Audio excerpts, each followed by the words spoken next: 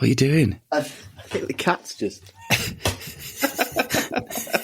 What's he doing? Darting around your feet? Yeah. What's the cat called? Freddie. Do you feed it, hug it? What's the incentive there? Where the fuck's the cat gone? Oh, there you are. Come here. Jesus Christ. Come here. Here's a question. Does like crafts count as sport? Oh. Well, I think we're into sports versus recreation here. I would say dog breeding, dog training would be recreation. Yeah, it's not sport. I don't know. Is it sport? What about the agility? Well, yeah, they call equestrian sports, don't they? But I would again suggest that it's not really, is it? I mean, is it? I don't know. We were in the pub last. I was in the pub last night. We were talking about darts. Is darts a sport? We've had that conversation before, haven't we? It's all those classic sort of barroom sports, pool, billiards, snooker, darts. I mean, they are, aren't they? I suppose. I don't know. Are they? I guess sort of games, really. Archery with one less arm. Yeah, so that's true. So it's a good way of thinking of it. Never occurred to me that. Yeah, I don't think it's a sport. But anyway. Oh, well, I mean, for another day, really. How are you? Yeah, no, not too bad. Not too bad, not too bad. It's very cold. It's gone cold. Oh, yeah. It's bracing when I went out earlier. Bitter. But it's my favourite weather. It's good sporting weather, actually. Not a drop of rain in the sky. Yeah. Very cold, but very, very sunny. It's my favourite weather. Perfect for football. Perfect for golf. Probably not very good for cricket, although it probably will be, but you don't play cricket in the winter, do you? Yeah. Beach volleyball, not so good. No, not with your skimpies on. No, you'd be freezing your particulars off. Yes. But yeah, no, not so bad. How about you? Good day? It's been a double-edged sword today because I got up and, full confession, I do sleep naked. And as I got out, I can't imagine why you'd ever want things getting in the way. But I got out of bed and obviously, to protect my modesty before I went down to put the kettle on, I pop on, some shorts and a T-shirt, sweatery thing. Yeah. put on my lounge gown or whatever it was. Your kimono. My smoking jacket, kimono, to go downstairs. So I popped on my little T-shirt thing to put on. And in doing so, really pulled the muscle, proper, what the hell has gone on here? And so all day I'm really, really stiff and can't seem to work it out. It's oh God, I'm at that stage of life where stiff first thing in the morning, are you? I thought that wears off. This one hasn't worn off. I can be quite clear about that. And then in a sort of cruel twist of fate, just before we sat down to record, I thought I'm going to sort that little squeak out in my chair because I've heard that creep into some of our recordings before. So I got the old WD-40 out, gave it a little squeeze, sorted. Amazing stuff, WD-40. Yeah, it is. It's what's the word? Versatile. You can use it on versatile lubricant, which is what we all need. And it just made me think, how because I'm stiff here and in need of a kind of nature WD-40, yeah. Whereas the chair is sorted in just a little spray. What have you pulled then? It's right across my back, right across the sort of shoulder blade to shoulder blade area. Oh, okay.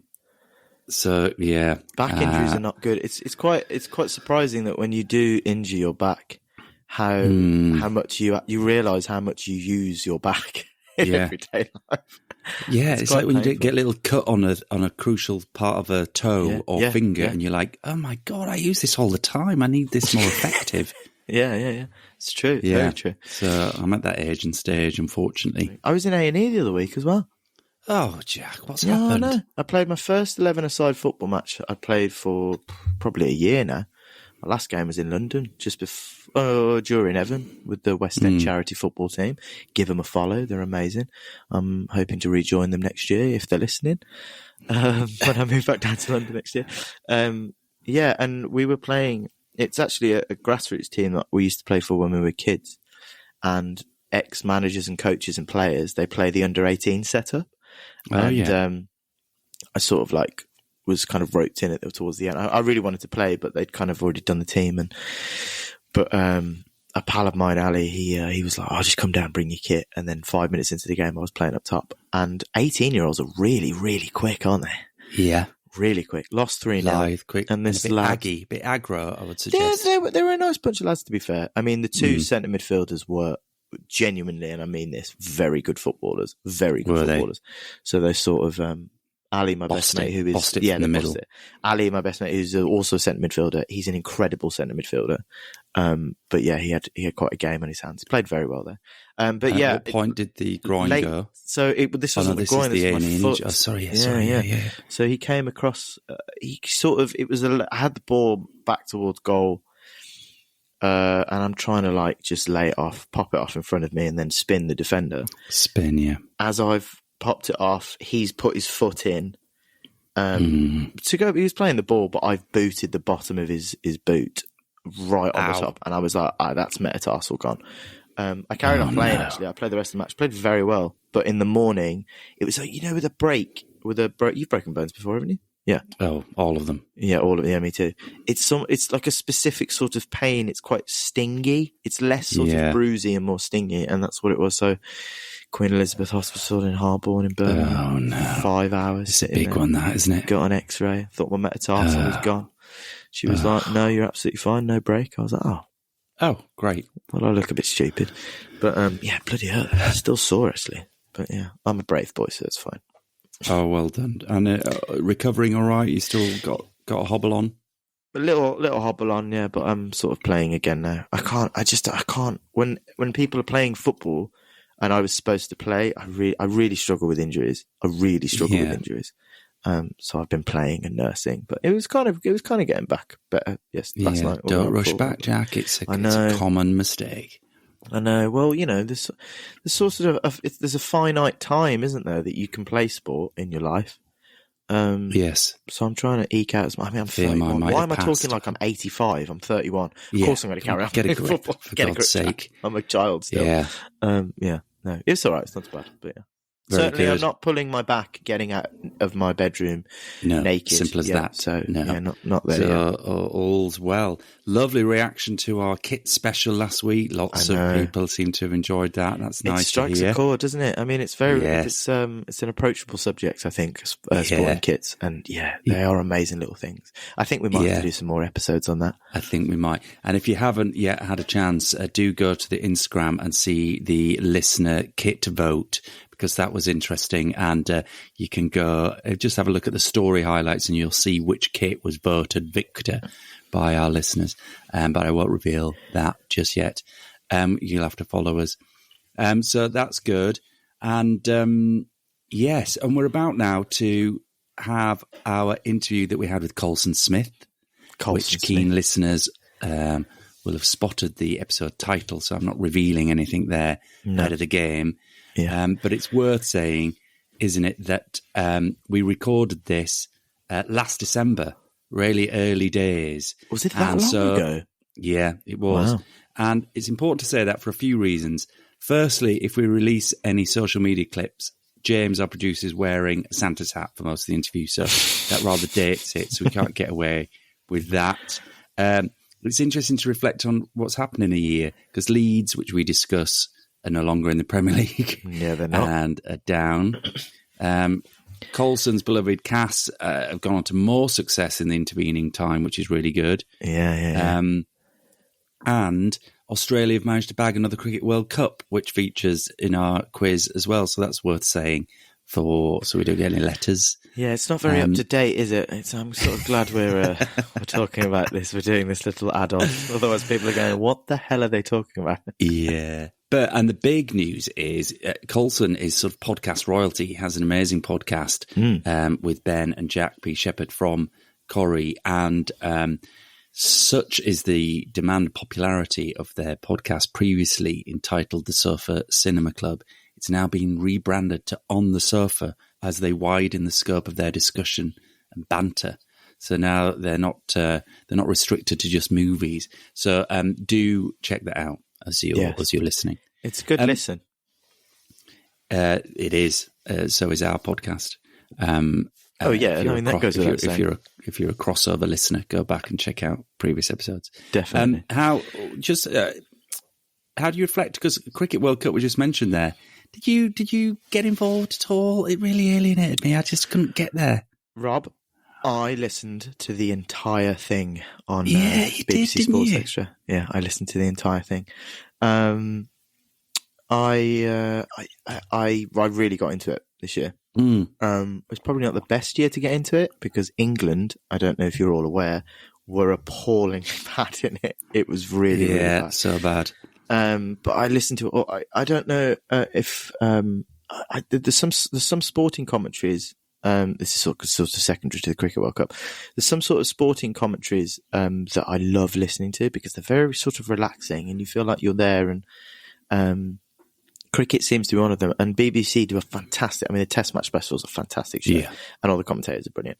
But yeah, I would get up early. I would go for a country walk in, namely Clent, which is Clent Hills around here in Worcestershire, which is very, very beautiful. And I would listen to the game, regardless of who was playing. I would give it a listen. Yeah. Fantastic tournament in a fantastic country, fantastic stadiums. But I don't think the whole tournament really lived up to its billing. India was supposed to win it. They should have won it. And they should have won it. I mean, credit to Australia, though. I mean, they really did their homework, didn't they? And neutralised them in the final. It was really hard work listening to it because I can't. I think I've said on this podcast before. I'm sure he's a lovely man individually and very personable, but as a sportsman, I can't stand Pat Cummins. Yeah, you're really anti-Cummings, aren't you? I can't you stand don't like him. the Cummings. Don't like the Cummings. You know, he just epitomises that Australian sporting banter rivalry for me. And it's just, I'm sure he's a lovely bloke and I'm sure he'd be great to have a pint with and chat with, but he just gets on my absolute tits. Yeah, whereas I think he's quite a gentleman. Well. I think he's a bit of a gentleman. I mean, it's a relative term with Australians, isn't it? I mean, as gentlemanly as they come, but I feel like he's a sporting gentleman, but you've also got a big down on him. Well, the whole Alex Carey thing, that really got on my tits. I think in the interviews, he was very smarmy, very smug, and not in the spirit of the game. So, we lost the Ashes. Well, we didn't lose them. They were retained, so I need to get over that. It was ages ago. But the Cricket World Cup was, it's a fantastic listen. I love listening to cricket. Just went on too long. I'm not liking this trend now. A lot of sports, we saw it in the Rugby Union World Cup, just went on for an age. And I think the cricket did. And we lose this focal point of it. I feel like, FIFA World Cup is getting in that direction as well. Like 47 countries hosting it over 11 months. I mean, we just need a little focal point to get everybody energised. Yeah, totally. I mean, there's something, I think you're talking about format there, aren't you? And there's something to be said about formats of sporting occasions. I don't know. I think they're going to try and make it bigger as well, the World Cup, the Cricket World Cup in the future. But yeah, as sort of a league and then, everybody plays I don't know. I think they should probably do it more Football World Cup and have different groups and seeds and different pots and all that kind of stuff. I think that would be a better format. And then maybe have a round of 16. Then go into the semi-finals, but quarterfinals, semi-finals. But then I don't know. But I loved it. And I really fancy Alex Hartley. Do you know who Alex Hartley is? Yeah, she's great. Oh, and her podcast is amazing. That's No Balls or something. No Balls, yeah. Very good. It's an amazing podcast. Really good listen. We do love a pun. They had an episode. It ain't funny. Exactly. They managed to get Glenn Maxwell on after his double century. And it's a fantastic listen. I implore you all to listen to it. Maybe we should get Alex Hartley on here.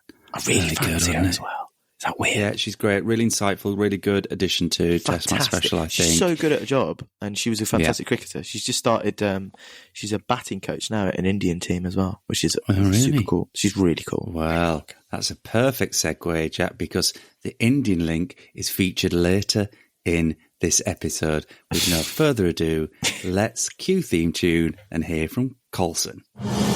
It's Stage Door Athletic with Jack Loxton and Rob Shaw Cameron. Please take your seats. Kickoff is about to commence.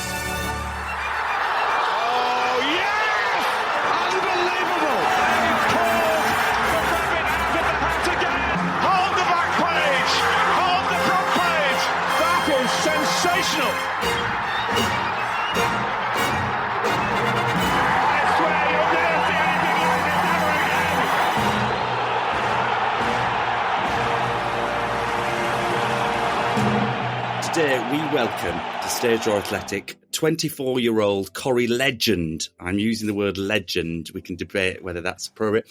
Colson Smith. He joined the world's favourite soap opera when he was just 13 years old.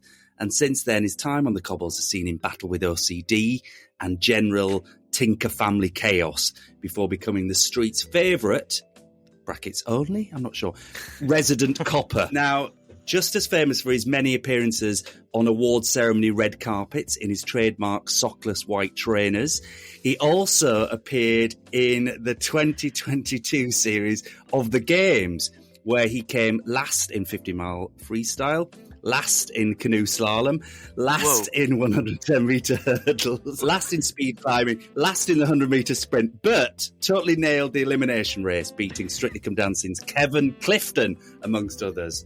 That is fantastic. What an introduction. So we've got to find out more about this.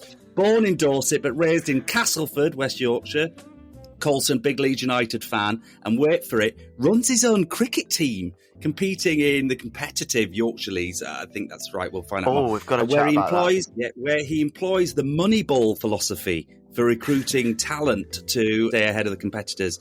Again, more on that later. These days, he's podcast royalty alongside fellow Corrie legends Jack P. Shepherd and Ben Price as host of the hugely popular Sofa Cinema Club, currently 4.9 stars out of 5 on Apple Podcasts. Truly fab listen for film, TV and banter buffs. Do check it out on your favourite podcast platform. Ladies and gentlemen, please welcome Corrie's classy Cass lad, copper, Colson Smith. Hey. Hello. Hey, Some buddy. introduction. Yeah, it's good. How much of that is factually accurate? Was that all right? All the game stuff? The person you've announced sounds amazing. Not sure what you've got, but that guy sounds great. I'd love to meet him. Yeah, I think that was accurate. I think the canoe slalom was going to be my one, and I got disqualified. 400 metre, I came fourth, which was great. And I think the rest, and the weird one, I think the other one that I didn't come last in was diving, which I don't know. I think that's just pot luck, isn't it? Fair play. Oh my God. Were you coached by anyone famous on this? I have to confess, I haven't seen it. Did they get in like ex-sport stars to come and coach you? They did. To be fair, they put on a hell of a show. The way they scaled it all together, because for me, it was like a 14-week contract. And obviously, it was only 1 week of live shows. So it was sort of this time last year, I started having the conversations and I said, look, I'm going to go away over Christmas and have a think. And I think, to be fair, I think I did end up signing just before Christmas because I think they kept pushing. And then come January, we started doing 2 PT sessions every single week where they were kind of working out what I was going to be good at, what I was going to be bad at. Then after 6 weeks of that, I went to a big session where they first had the cameras, and that was where I found out who the rest of the cast was, which is when I found out I was going to come last.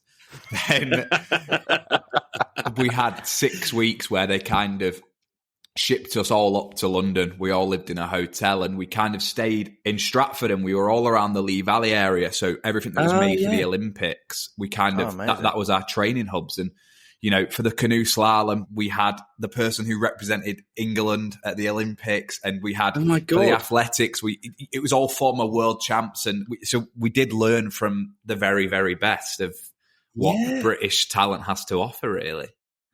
And so, did you do the canoe thing on the Olympic canoe course there in Lee Valley and stuff? Lee Valley whitewater rafting, the canoe slalom.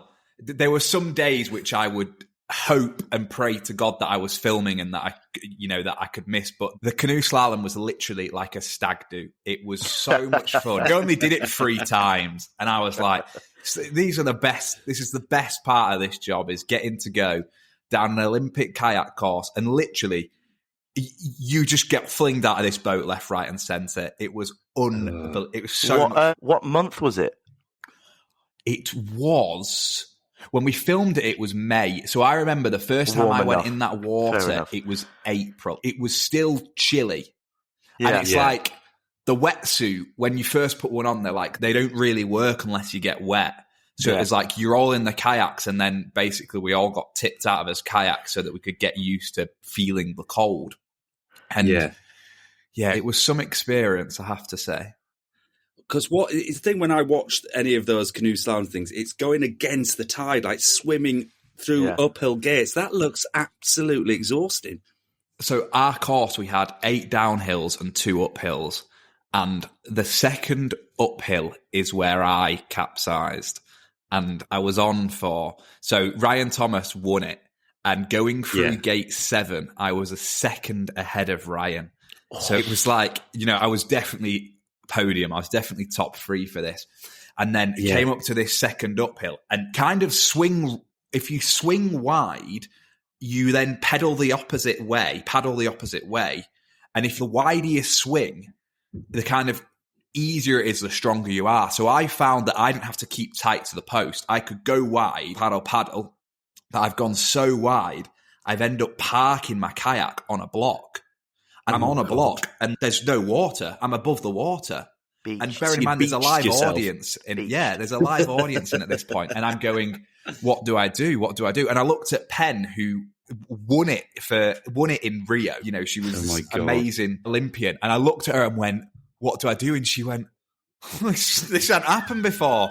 And then I could kind of feel water hitting my back end. And as soon as the water was hitting my back end, I knew it was going to happen. And it kind of took on my back end and it just flipped me.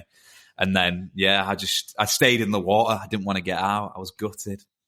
How long were you under? Not long. Well, to be fair, as soon as you flip, you're kind of in the water and then you ride the course a little bit until you can catch a line or swim yourself out.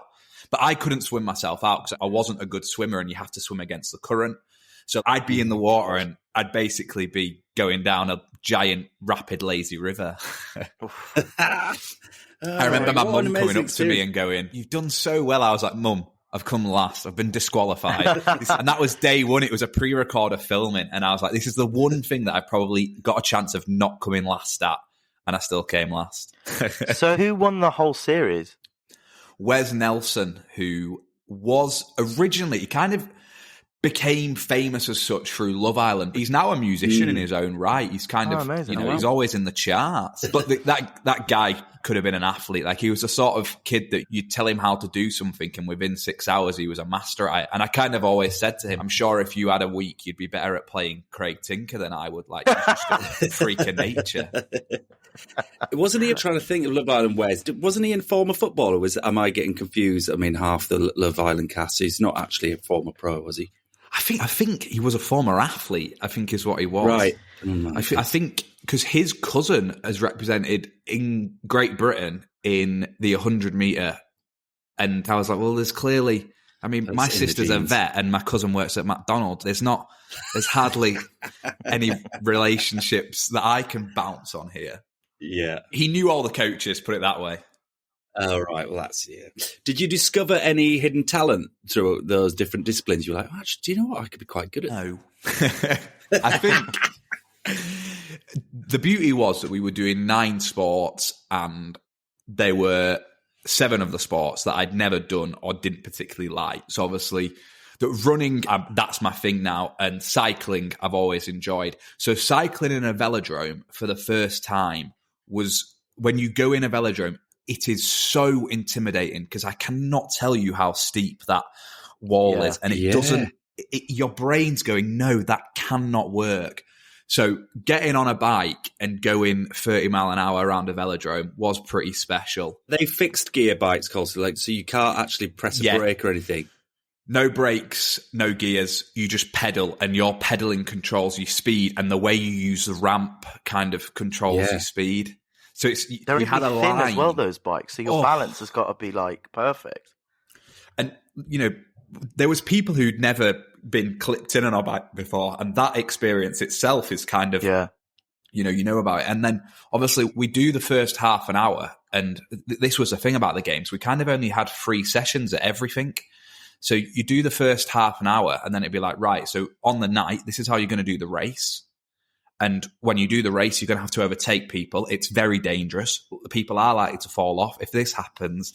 And on the actual night of the cycling, it was an absolute farce. It was hysterical. So Kevin Clifton, who I became really good friends with during the show, prior to the games, he kind of had a bit of a traumatic experience as a child riding bikes. So he couldn't ride a bike.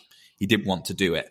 And in training, he didn't. And then he got to a point where he was confident enough for the show.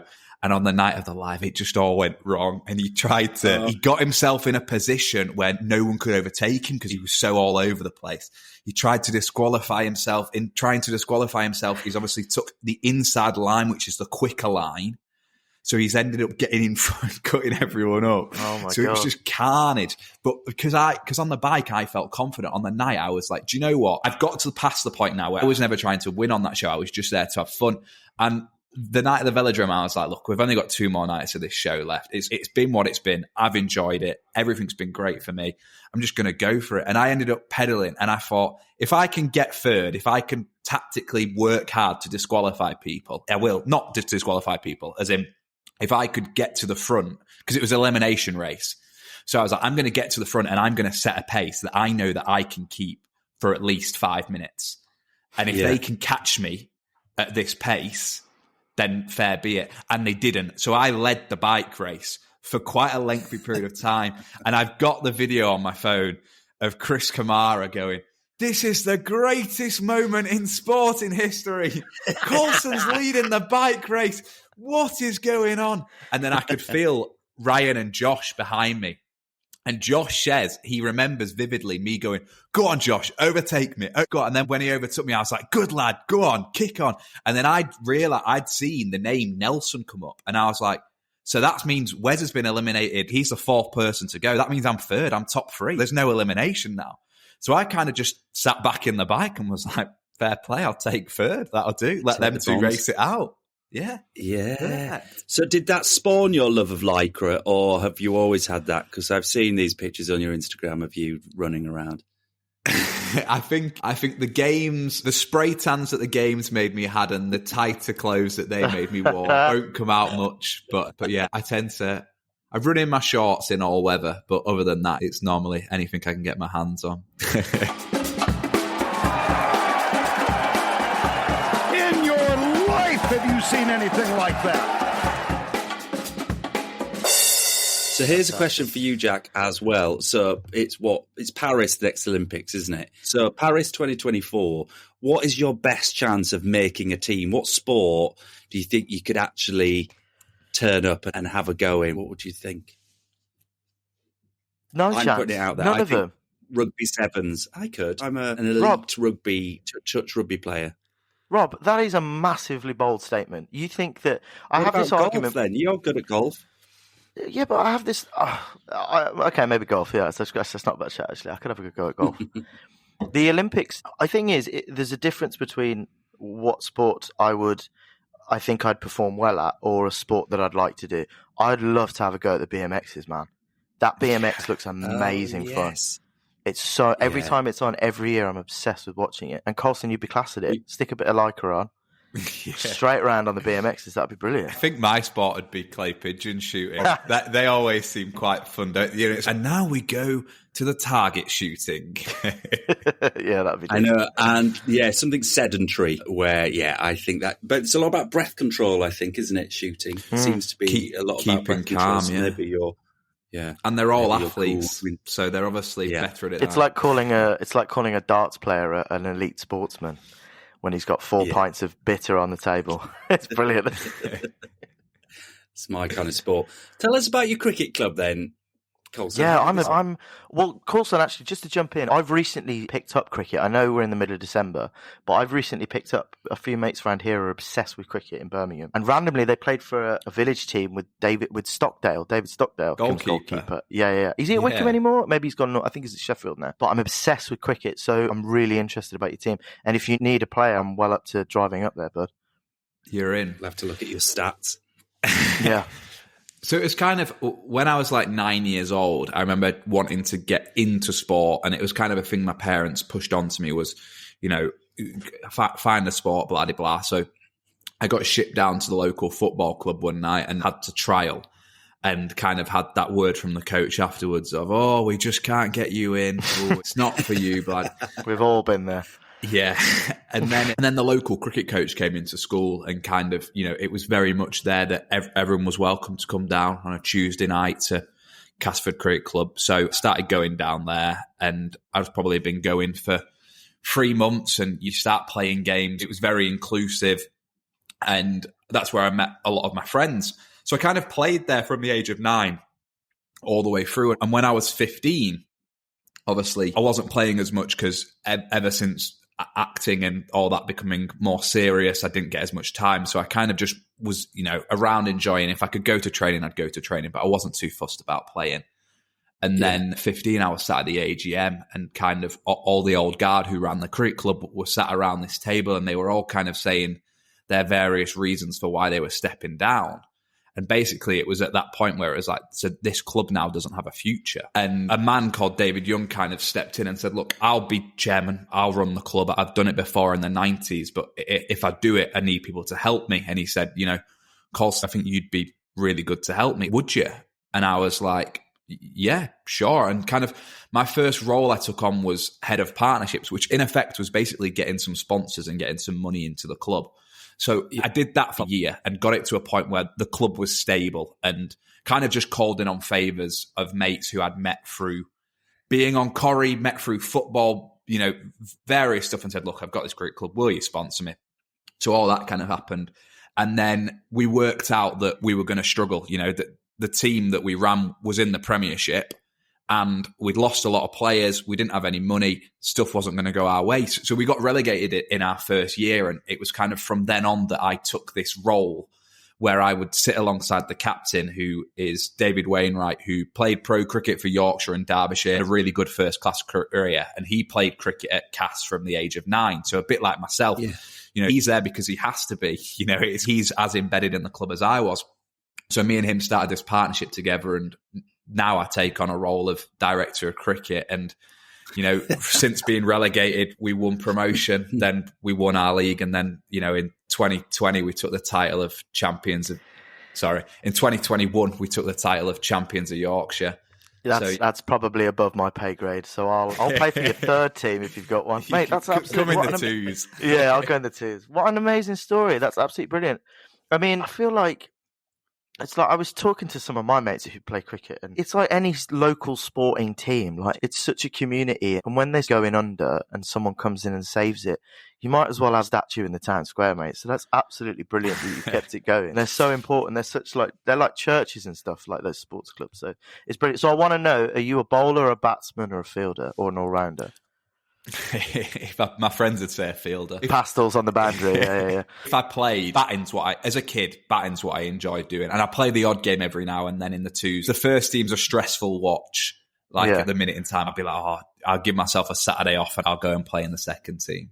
But so fair. batter. Batsman, fair. More importantly, what are the teas like? Good. I mean, we're lucky that obviously the league that we play in, we play in Scarborough, we play in York, we play in Harrogate. So because we're in quite a prestigious league, we get to go to some great places. So we do get some good teas. But ours at home, they're done on a rotation. So every lad has to do 2 teas. So they get quite competitive between them as to who's going to be. Who's going to be the best. So you're even raising the standard on the tees through a competitive We're culture. trying to, yeah. I mean, that was the best. I mean, I think I told you, Colson, I was a very below average cricketer, but my best mate at school, David, was good all-round sportsman, but like leading bowler, captain, best batter. And so it was more about hanging out with him, and I took on the role of being the wicket keeper at Carlton Cricket Club under 15s or whatever, because I wanted to be involved. I couldn't just stand down at third man, as was really my skill level. So I wanted to be more involved and took the gloves, which a lot of people didn't want to do. But God, I had some injuries over that time. I mean, I was constantly in just about to say, yeah. Because, obviously the ball skids through, and we were always playing on those carpets, like the carpet wickets that they put the kids on. Yeah. And then there was all, where they blended into the rest of the field was always a little bit of a treacherous part of the wicket, because it could catch that edge and then fly up. And I got one in the chin once. I dislocated my thumb, bust my nose. I mean, I was quite poor, really poor, but loved the whole culture of it, the teas. And my dad and David's dad just loved those years of sat on the boundary, on the bench, putting the worlds to rights, watching David excel and me absolutely bomb, but with enthusiasm. Great days, great cultures, cricket clubs. Yeah. I think that's the bit that I love about it, is that, everything that we've done, in the past 6 years has kind of encapsulated everything that was always already there. So, the people that were running the club before I was involved, ill down every Saturday. Everyone's so proud of the club, and we kind of, it's like nothing's changed, but at the same time, everything's changed. Yeah. So cricket is, would you say that's number one in terms of sport hierarchy for you? Definitely. It was football growing up, but ever since getting involved, I mean, in effect, what I do at CAS is, it's like playing Football Manager, but in real life. Oh, yeah. That's so great. It's great. And I love it. And I think the bit that feels so real is like talking back to the final last year at Headingley, to be in the Yorkshire dressing rooms at Headingley with a crowd in, everyone there to watch our Castleford side, and I was allowed to lap at Headingley. So, they were stewards and I could walk around and the crowd were talking to me. That kind of interaction with other people who've got clubs in Yorkshire who are kind of saying, do you know what? We know exactly what you do and fair play to you, because it's a hell of a lot of work. And the fact that most clubs have a committee of 20 people, whereas we're talking 3 people at CAS that do everything. Yeah. Well, and who are your bitter rivals? On, Sorry, Jack. I just wanted to know who the local rivals were for Castleford. It's good games historically in the league are always Castleford versus York. That's always a good tie, like an old school Yorkshire League one. But the team that we faced at Headingley, who kind of have the title of the other best side in Yorkshire, Woodlands, who are in the Bradford League, and we kind of we keep either coming across them, or they're in the quarters and we're in the quarters or semis and so on. So I think I would like to say that we're kind of the best 2 sides in Yorkshire. And if it kind of keeps going that way, as long as we've got the edge over, I'm happy. Well, I was going to say that's got to be up there as one of your best sporting experiences, seeing your cricket team play at Headingley, right? Yeah. And, I think it would have been good regardless, but to win. Sure. I said to my parents, that was the proudest moment of my life, aside from everything I've ever done. To be on that pitch at Headingley. My mum and dad were in a box because the club got 6 hospitality tickets, and amazing. Just all of our supporters came onto the pitch afterwards, and it was the greatest sporting experience for me ever. Definitely amazing. So, what are the others? What are either from an experience point of view or as a fan, what are the sporting memories of your life where you've thought, oh my God, I can't believe this? I remember Leeds United getting promoted to the Championship against Bristol Rovers. I've just realised I'm outnumbered here. I've got 2 Leeds United fans who's going to talk shite for the next 20 minutes. But you'll be able to identify with this lower leagues chat, though, at least. Very true, actually, being a West Brom fan. Well done, good dig. Carry on, Colson. Yeah, I think that game and the age I was just, football at that age meant everything. Yeah. And you I was that kid in the crowd who wore a shirt that was signed by all the players, who kicked every ball, headed every ball, and seeing us get promoted into the Championship after all I'd really known was us being shit in League One. Yeah. It was amazing. The other game, I was at Old Trafford when we beat Manchester United in the FA Cup. And that Jermaine was pretty special. Beckford, what a player. He was decent, he was. Yeah. Yeah. Went to Everton after that, didn't he?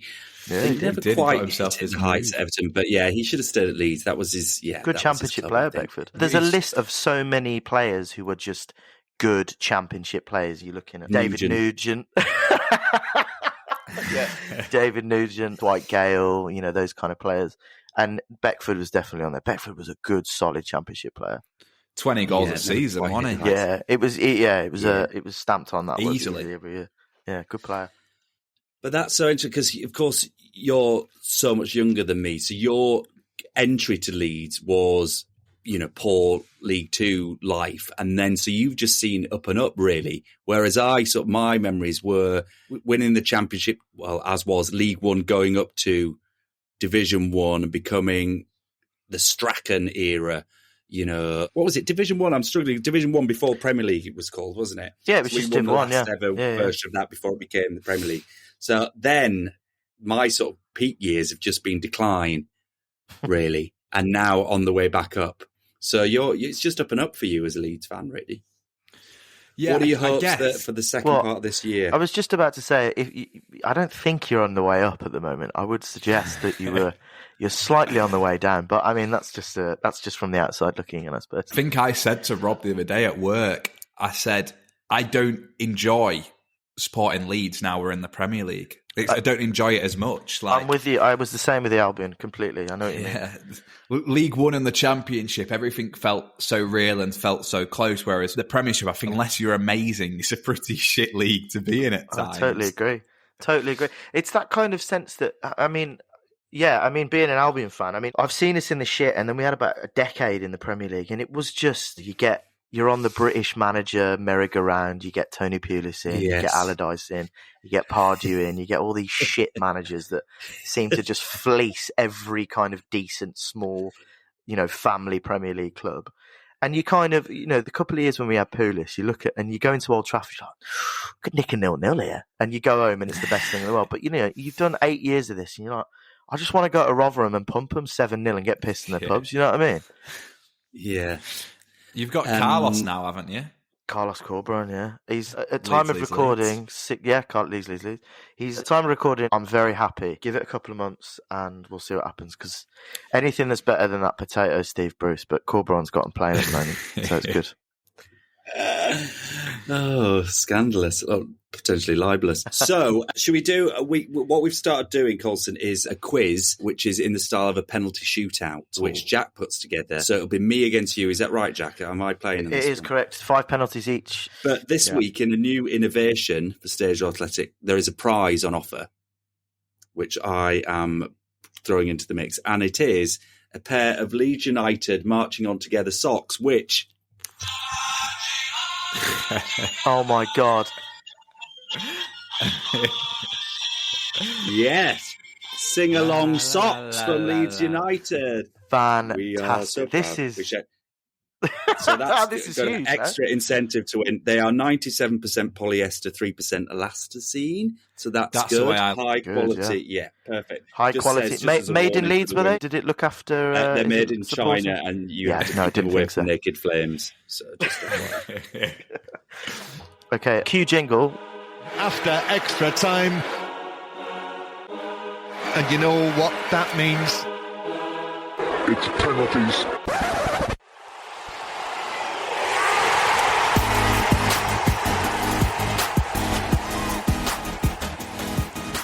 Colson, I created the jingle, and it's the best piece of music ever made. Proud of that, aren't you? I'm so proud of it because I'm shit at any. Anyway, I like it. Okay, so this week for Stage Door Penalty Shoot, we've got who has the most accolades, right? So I'm going to give you either a film or a play or a TV show, and I'm going to tell them how many Oscars or awards they've won, and then I'm going to give you a sporting giant and see how many they have in terms of their goals or their wins or anything like that. And you've got to tell me who's won. So it's a test of knowledge between sporting icons and film, TV, and theatre icons. And whether Colson's a real film buff, though, and I'm not. I think Colson's going to do very well here. Yeah. It's 50-50 chance. Okay, fair enough. Okay, so Colson, penalty number 1. Lord of the Rings Return of the King Oscars, or Ronaldo, as in R9, Brazil World Cup goals. Which one has the most? Oh, God. Do you know either of those? I would. My gut says Ronaldo R9 World Cup goals. He must have played in 4 or 5 World Cups. Brazil, that was their golden era. They've scored plenty of goals. Whereas Lord of the Rings 2's not won 12 Oscars, has it? It's likely to have won 2 off. We might have won 4. They always get like special effects or vision mixing or something, don't they? They never get the biggies. Soundtrack, yeah. So it's a goal. It's in off the post. Well done. Ronaldo, R9, had 15 World Cup goals altogether. But it's closer than you think. Lord of the Rings Return of the King had 11 Oscars. 11? Really? It won 11 Oscars. Absolutely obscene. Doom, yeah. Special effects. Exactly. Yeah. The best film that has the most trivia in it as well. James says Return of the King has the most Oscars of any film ever. There you go. Really? There's 3 that have 11. Yeah, it does, yeah. Titanic's got 11, hasn't it? Oh, shut up. That's part of a question for later. Shut up. Oh, really? Oh, interesting. I think the goalkeeper's given the direction of where Rob's penalty is going to go, unfortunately. Okay, Rob, here's one for you. St. Helens Super League final wins. Oh, God. Or Judi Dench BAFTA wins. Oh, God. Right. So Super League, of course, St Helens have had sort of two rises to prominence, I think, in the Super League era. They're currently in one now. I think they've won a few back-to-back, and they had a sort of phase probably about 5 or 6 years ago. I'm going to say they've probably got about 7 or 8 Super League crowns. And Judi Dench, BAFTAs, did you say? BAFTA wins. Yes, please. BAFTA wins. Has she won? Oh, I bet she's won a few. I bet she's up to sort of 5 or 6. I'm going to go with St Helens. Great penalty and fantastic knowledge. You're pretty bang on. St Helens have won 9, actually, a couple more than you think. Oh, God. And Dent, that national treasure, she's got 5 BAFTA wins, so well done. It's 1-1 on the penalty shootout. Congratulations. Good. Yes. Right. We're going to go a little bit niche now, Colson. So we're going to go with Jack Nicklaus major wins, obviously golfing legend, golfing icon, Yes. or the producers' Tony Awards. Have you seen the producer's movie, Colson? I've not seen the film, but so just Tony Awards. Just Tony Awards, yeah. This is tense now. It is. I can see the wheels It's whirring hard. in Colson's mind. And obviously, he's a golfing legend. A golfing legend. Did you say major wins or Masters wins? Major wins, not just the Majors. Masters. So the Open, the US Open, PGA. Yeah, I'm backing Jack, I think. All I remember is, as a kid, I went on holiday to Cancun, and we went to about 3 different golf courses, and they were all named after him. So It's true. He built loads of them. He designed loads and loads. Yeah. The producers have the most Tony Awards ever given to any production, with 12. Oh, I sense a hurricane. how many master golf tournaments are there? Jack Nicklaus, on the other hand, won a monumental 18 major wins. So it's a goal. Good finish. 18. Well done. Excellent stuff. Under pressure. There must be quite a lot major golf tournaments throughout a year. Is it 3 tournaments? 3 or 4 4 a year. PGA, the US, the and it's Open, quite a and long Masters. career, isn't it? Yeah, it's true. It's fair. Yeah. That was math logic. It's good, not too bad. Good, So good, over good. to Rob, please. Arsenal now. FA Cup wins. Oh, God. Arsenal FA Cup wins, or, thanks for this, Colson, Titanic Oscar wins. Oh, well, that's really interesting. Did you say there were 9? It has 9 or 11, did you say? Don't tell him. Yeah, exactly. Yeah. Well, that's really interesting because so it is 11. It's big. I think Arsenal are the leading FA Cup winners. I think they are the most successful FA Cup team, predominantly the Wenger years, of course, where he seemed to sort of win that serially. His job But by I think winning one trophy. one Correct, FA yeah. Cup, as I think Arteta did in his first or second year, didn't he? I think they're about 9, though. I think they're 9 wins. And if you said 11 for Titanic, I'm going to go Titanic. That is a fantastic save from the goalkeeper. He's missed it. Get in. Arsenal have 14 FA Cup Wow. final wins. 14. God, really? The greatest football team ever to it's win way that behind. cup. Yeah, 14. Well- and you're right, Titanic had 11. Gosh. So fair enough. Oh, Okay, no, over it's to Colson. 2-1 now. 2-1. You can take a 2-goal lead here, mate. Very That's what I'm niche saying. again. I do love your Okay. quizzes, Jack. These are brilliantly set, I think. You need to Good. deserve a lot of credit for this. I'm enjoying Thank this. you very much. I mean, I'm going to run out of fucking ideas at one point, and I don't really know what else to do next. Yeah, it's But good. yes, no, it's good. fine. Okay, so Colson, Harry Potter and the Cursed Child Olivier Awards. Yeah. Or Yeah. Red Rum Grand National wins. So are we going... Does the Harry Potter include both parts? Yeah, both parts. Well, no, I won't give you any more It's a information. I'm just 6-hour gonna leave it epic. It's a 6-hour epic, yeah. Yeah. Played over two performances. Two parts. My housemate James, just shout out to housemate James, current Draco Malfoy. Fantastic. Draco Malfoy. Yeah. I was in the first round for the original cast, didn't fucking get it, but it's fine. I got Dervin Hansen, so it's fine. I'm not bitter about it. It's cool. Who did you go for? The 2 lads, Scorpio and Albus. And it's fine, it's fine, whatever. I'm not bitter. It's cool. Not bitter. I went for first cover Harry Potter and got to the recalls, but that was it. I wasn't very good on the movement things, which I found a bit offensive because I thought I would have said I've got good, but Me you too. need a core strength for that choreography. Yeah, that's where I fell down. Yeah, it's true. That's where I fell down. Anyway, we digress. So anyway, yes, Harry Potter and the Custard Olivier's or Red Rum Grand National wins. I know that Red Rum was a very successful racehorse, but in terms of racehorses and their careers, you're not looking at loads and loads of years, and the Grand National's only once a year. So let's say he's won it. It's I wouldn't think it'd be any more than 6. Harry Potter was massive when it came out, obviously going onto stage from the films and the success. I'm gonna back the Wizards. I'm gonna back the Magic. It's a very stable run up, and it's a confident finish into the bottom corner. Good goal. Yeah. Harry Potter and the Cursed Child. They could have been 2. Yeah. He's only 3. Correct, bro. He's only won it 3 times. Yeah. Harry Potter has 9 Oliviers, the most Oliviers. Yeah. For any play. So well done. Very good. Okay, back to Rob. It's 3-1 now. Back to Rob. Needs this to stay in the game. Roger Federer, Grand Slam wins. Friends, Emmy wins. Oh, God. Well, I think Roger, is at 20 or 21 level with Nadal, I think. And is he level with Djokovic? I think they're all level at the minute at time of recording or something around that. Or maybe Nadal's one ahead, but he's 20, 21-ish. Friends, Emmys, God. Well, there wasn't as many friends as we think, was there? But he probably did clean up on various Emmys. Oh, God. I don't think there'll be 20, though. I'm trying to read Jack's face. I'm gonna go with Federer slams. Have you been having lessons from Harry Kane? This is an awful penalty shootout. He's missed it.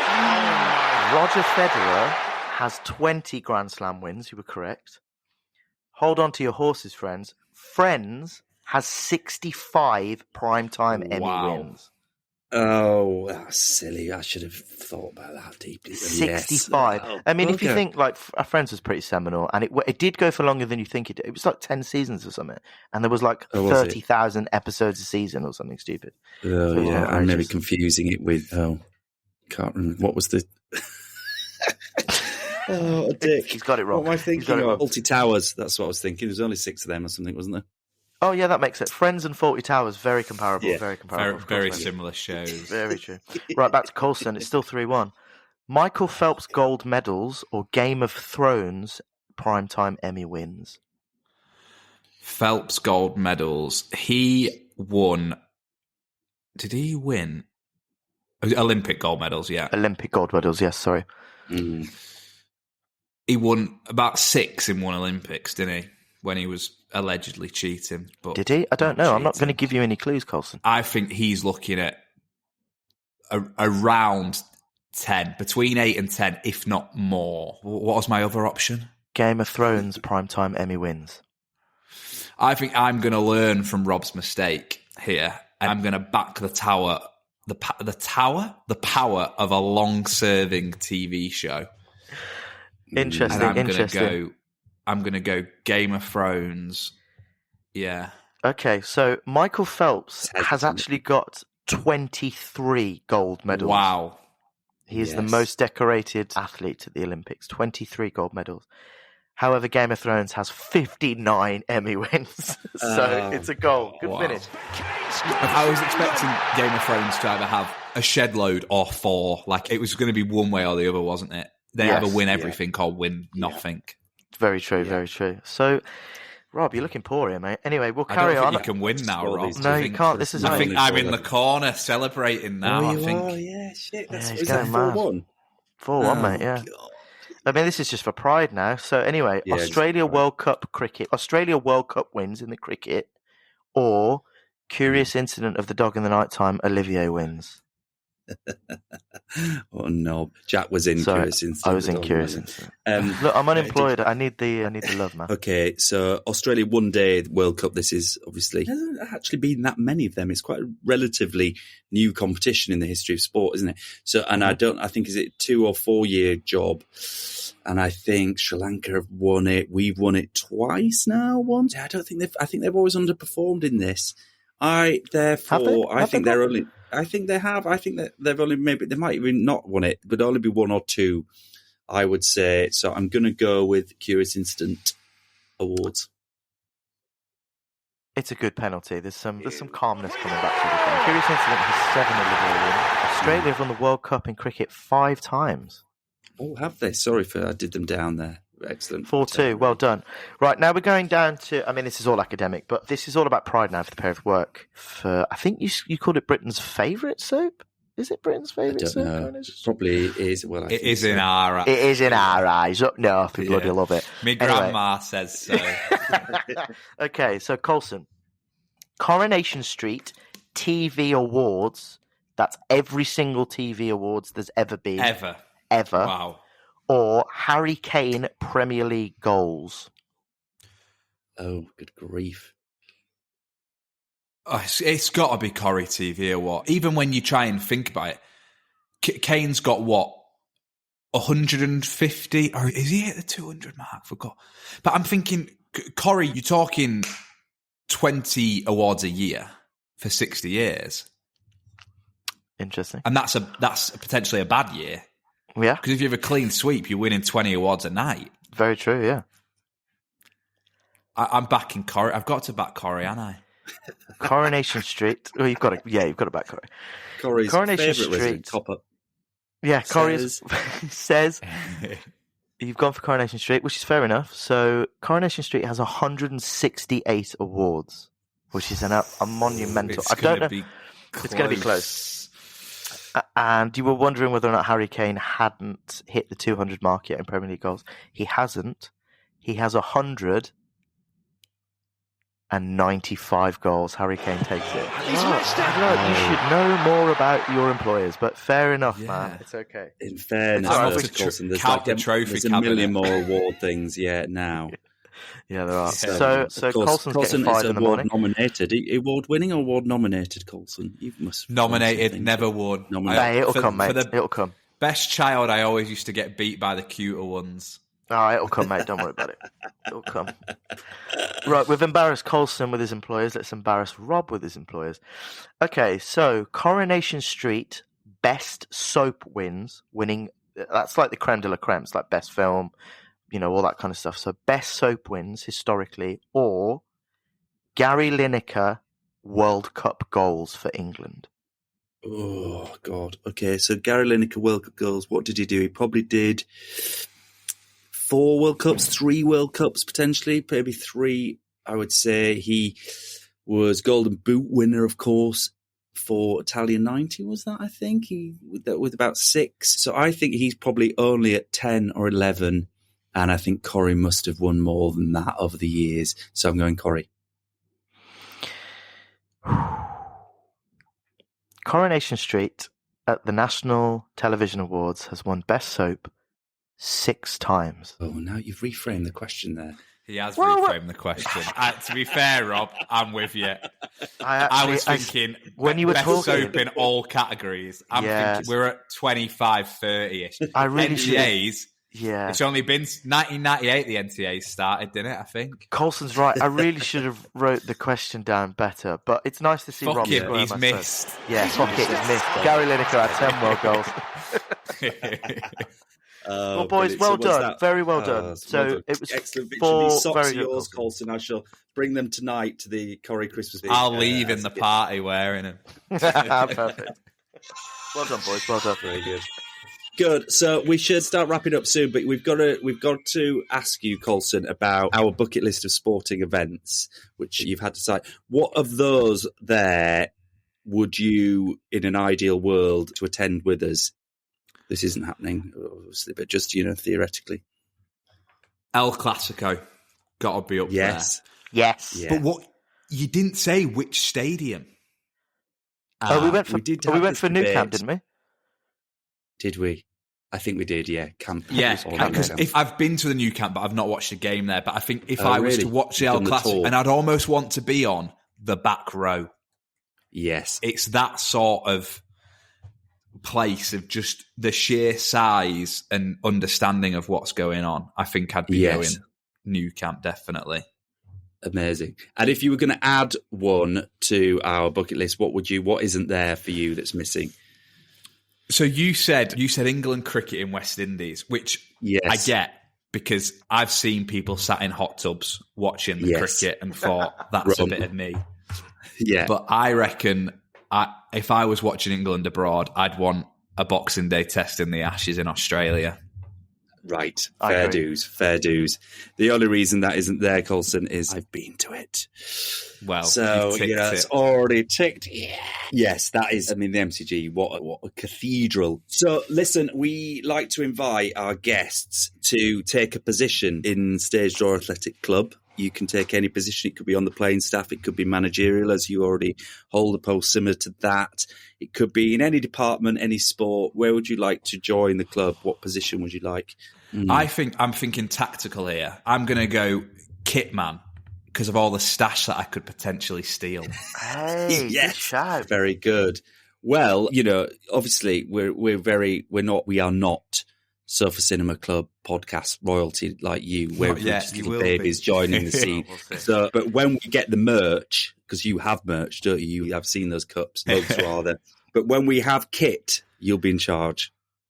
I'm in charge of dishing it out. Any complaints, though, you'll have to go to head of complaints. Yet to be appointed, TBC. So this is the biggie now. You know the premise of the rather aspirational premise for the pod, which is to try and get to these bucket lists. And what we are looking for is an invite to someone even more famous and influential who could get us a step closer to our invite, to invite on the show. We ask that you introduce us and invite them onto the pod. It'd be great if you could make a little guest appearance to say hi at that point. But who are you thinking? See, I've been thinking about this a lot. And good lad. I'm definitely going down the sporting route. And I have two people in mind, both good friends. One we've mentioned on the show, but I'm not going with him. I'm going with someone who I think's current job could potentially open more beneficial doors for you because he's still employed. This is really exciting, Colson. So my friend, also a resident of Wakefield, Rob. Oh, Simon Grayson, manager of Leeds United, Preston, Huddersfield Town. He's currently the manager of Bangalore FC in India. Managing in the Premier League of India. And the videos that he has sent me of the atmosphere and the crowds at some of their games are immense. So I think getting Simon on the pod and finding more about, obviously, him in sport and now sport in India, I think that would be quite an exciting episode for you. Colson, I don't think you should be kit man. I think you should be the director, mate. This is amazing. What a We're going to Bangalore, Jack. I mean, we could watch a kabaddi game there as well. You might have to do the podcast at 3 a.m. like. Yes. Oh my God, this is amazing. Well, I love that so much. And it could not only get us to Bangalore, but get us a step closer to our kabaddi match. That's actually on the bucket list. Oh my God, I'm thrilled. Work, buddy. Yeah, that is so great. That's brilliant. Thank you so I shall be following that up with you, Colson. We've got to make this a reality. Thanks so much for joining us on our little project. It's been amazing to hear your sporting memories. Thanks so much, guys. Great. And I'll see you tonight at the party. Yes, see you at the party. Thanks for having me, boys. So lovely to meet you, Colson. Take care. Well, that's full time on another Stage Door Athletic pod. Thanks for listening. Make sure to look out for encores with bonus pod episodes where we talk about all sorts from awful advert auditions to top transfers. And stay in touch. Meet other club members and share your best sporting moments on Instagram at Stage Door Athletic. And on TikTok at Stage Door Athletic as well. Right, we're off to the clubhouse for a pint.